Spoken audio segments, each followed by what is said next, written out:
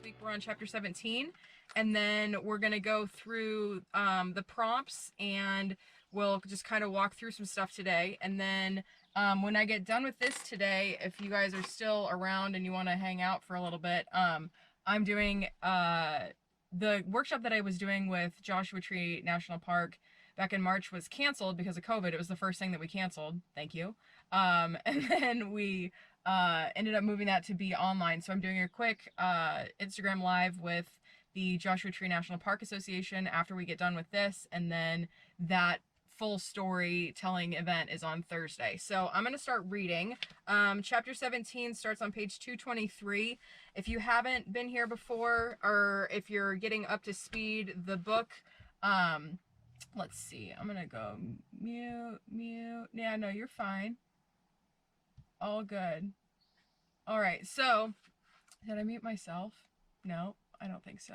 That's good. Okay, so we are doing It's All Good. So on the chapter 16, that's where I started hiking towards Parsons Landing, and I got to the top of the high part of that, and I was like, oh my God, my whole body feels amazing. Like, when was the last time I felt this good in my skin? When was the last time I felt this capable? Da da da da.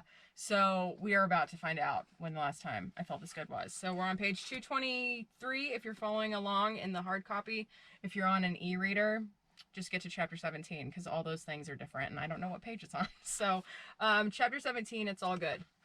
Because this chapter very much could have been about like connecting the dots on the assault and everything else, and it was, but also the process through, it's not so much about the realization, like my realization is mine, yours may be different.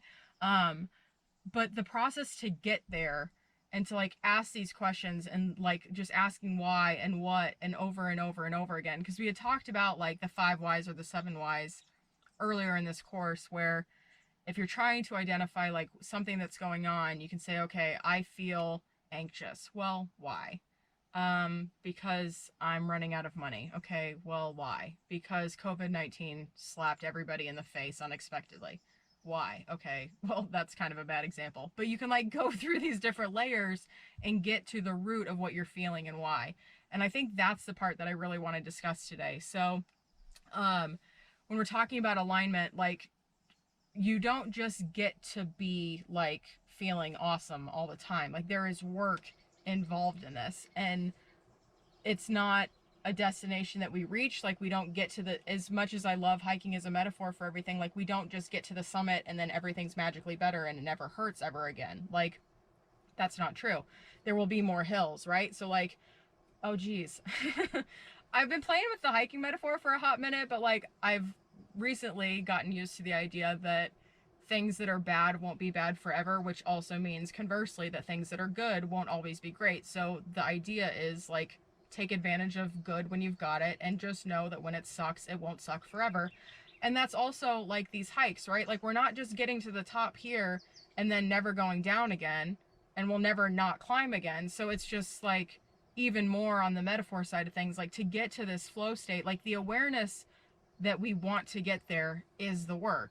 And then we do this work to become aware of ourselves and the things that we believe and the way we react and the way we show up and the things we feel in our body. And as we become more aware of these things and as we learn how to work through them, then we find ourselves naturally in flow state, because we're not disrupted by what our body is trying to tell us, or what we're feeling, or what, like, where that's all manifesting in our body. So I think something that's important at this stage when we're talking about this, because it's like, it's really easy to think, oh, well, if I just like go for a hike, then I'll like find the answer to all my problems, and then I'll have this perfect life and everything will be easy. And I don't want to mislead you into thinking that that's how this happens, because while this is a very triumphant, pivotal part of my story, it also unleashed a lot, right? Like, once I discovered that the assault was what caused everything in my mind and body, then I had to like reckon with that, because everything that happened between assault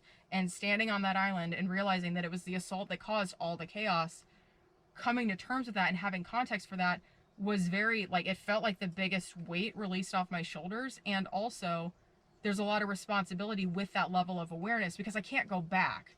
I can't turn this off now. Like, I would be going insane if I just knew that I had the ability to address these things in this way and then decide it was too hard. So part of the thing about being on a journey like this is, yes, the awareness is the work. No, there is not some healed journey or healed destination that you're going to reach and then it's all over. But also, it's really scary to do this, because what's on the other side of it is unpacking all of that. And then on the other side of that is more openness, because as we clear the room in our head that's been taking up so much energy and so much real estate, all these stupid stories we've been telling ourselves, all the messaging we've internalized, as we clear that space, emptiness feels a lot like, it feels empty, but it's spacious. And that's something that's really important to think about as we're starting to unpack these trauma packs, as we're starting to identify these things that are in our backpack that we've been carrying for a long time. And that's more next chapter. So I want to get us prepped for like how we get to that. As we start looking in here, we've got to be ready for it. And it's not enough to just be ready for it and like know that we can handle it. Like, we've got to be ready to listen to what our bodies are telling us. We've got to be ready to reckon with the memories that come back up. We've got to be ready to ask for help, because nobody can do this by themselves. Like, this journey has been largely solo for me, as in I don't have a therapist. I don't have medications that help like make the things in my brain be what something else. Like, it's been me by myself with my journal doing these exercises, and being willing to ask for help is something that I wish that I had learned a long time ago, but now I know, so now I do. So as we start thinking about what it means to be in flow and how we get there, we can't just bypass all of the work to get to the good flowy feeling. Like the good flowy feeling is the byproduct of doing the.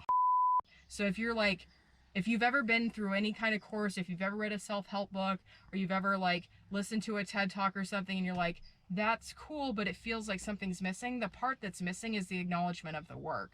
Because what happens 9 times out of 10, at least the self-help stuff that I've consumed, the personal development work that I've done, those kinds of resources that I've found, most of these people are just telling you like, so this is what it feels like when you've got it all figured out, go get it, without a whole lot of like acknowledgement of the fact that we're all born into different situations from which to manage trauma. We all have access to different resources through which to get help. So I think when we're talking about electric alignment and flow and all that stuff, is like, also know that that's not a constant state either. Like, you can't continuously be in flow, or else you wouldn't know what flow is. So there's going to be like the rough, rocky part of the dirt road, and then you're going to get on the highway and cruise.